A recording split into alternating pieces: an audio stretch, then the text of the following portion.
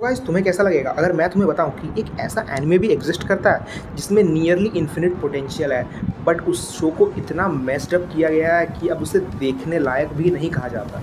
So welcome to my channel and further इस anime के ऊपर डिस्कस करते हैं।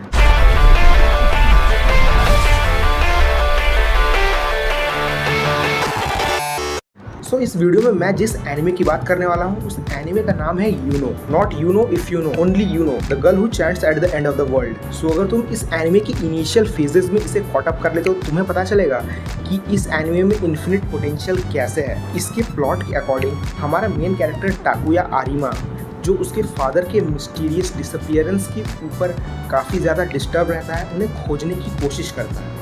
और वहीं हमारा मेन कैरेक्टर का फादर एक हिस्टोरियन रहता है जो कि आर्टिफैक्ट्स के ऊपर रिसर्च कर रहा होता है, यहाँ तक कि वो टाइम ट्रैवल के ऊपर भी रिसर्च कर रहा होता है। फिर हमारे मेन कैरेक्टर को एक डिवाइस मिलती है जो कि उसके फादर ने भिजवाई होती है। I don't know, may be from other dimension, but कुछ दिन बाद हमारा मेन कैरेक्टर उस डिवाइस को यूज़ करना सीख जाता है एंड वो टाइम ट्रैवल करने लगता है। बट तो तुम ये समझ रहे हो कि इस तरह का प्लॉट है, काफ़ी ज़्यादा थ्रिलर वाइब्स दे रहा है। और वहीं तुम अगर टाइम ट्रैवल को भी ऐड कर लो तो इसकी पोटेंशियल नियरली इन्फिनिट हो जाती है। तुम फिर सोचने लगोगे कोई कैसे इस पोटेंशियल को कैसे वेस्ट कर सकता है, कैसे इतना मेस्ड अप कर सकता है। सो इस चीज़ के लिए मेरे पास कोई वर्ड्स नहीं है।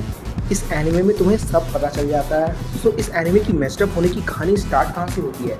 इनिशियल के जो 5 एपिसोड्स हैं इस एनिमे में, वो यहाँ तक कि पीक भी फील होते हैं। वो डेथ नोट वाली वाइब देते हैं, एक थ्रिलर डिटेक्टिव चेज वाली। यहाँ तक कि तुम स्टार्टिंग के 5 एपिसोड्स स्टाइन्स गेट से कंपेयर कर सकते हो, क्योंकि वो टाइम ट्रैवल के ऊपर है। वो टाइम ट्रैवल को समझने की कोशिश करता है, ना कि बस उसे यूज़ करने का as a tool.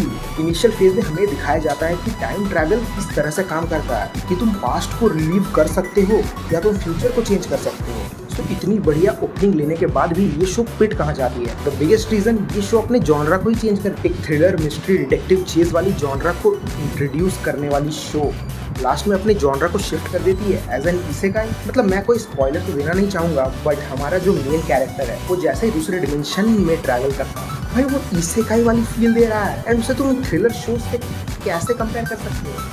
Thriller show में उसे इम्प्लीमेंट कैसे कर सकते हैं? इस शो के मेकर्स कुछ भी कर रहे हैं। और मुझे अगर शो के एक डिस्टिंक्टिव फीचर की बात करनी पड़े जो मुझे काफ़ी ज़्यादा अच्छा लगा था, जब हमारे शो में टाइम लूप चल रहा था, हमारे मेन कैरेक्टर ने पहली बार उस डिवाइस को यूज़ करना सीखा था। सो जिस तरह के टाइम लूप में हमारा मेन कैरेक्टर फंस गया था, पैराडॉक्सेस अकर हो रहे थे, हमारा मेन कैरेक्टर रिजल्ट को कभी चेंज नहीं कर पा रहा था। और वो टाइम लूप तुम्हें सिमिलर फील होगा स्टाइन्स गेट से, बट वो टाइम लूप ही आखिरी पॉइंट था जहाँ पे मेरी क्यूरियोसिटी खत्म होती है इस शो के लिए। तो मैंने इसेकाई वाला प्लॉट तो एक्सप्लेन कर दिया।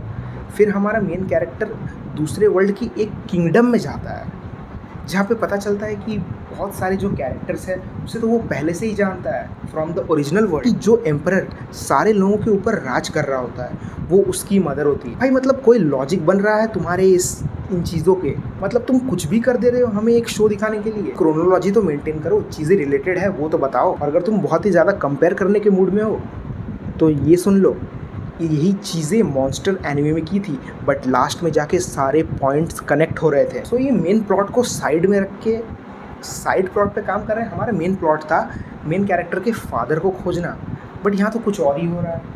मुझे बताते हुए हंसी आ रही है। लास्ट में हमारे मेन कैरेक्टर उसकी बेटी को बचाता है। मतलब ये किस तरह की शो चल रहा है, किस तरह का स्टोरी लाइन चल रहा है? सो ज़्यादा कुछ नहीं है मेरे पास इस वीडियो के बारे में बोलने के लिए, इस शो के बारे में बोलने के लिए।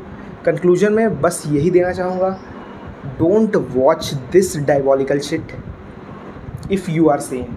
अगर तुम्हारी मानसिक स्थिति ठीक है, इस शो को स्किप करो, इग्नोर करो जितना हो सके उतना। अगर तुम सोच रहे हो कि मैंने क्यों देखा, आज तक मैं वही सोच रहा हूँ। शायद मैंने तुम्हारे लिए देखा ताकि तुम इसे ना देखो, एंड इसी खुशी में सब्सक्राइब कर दो।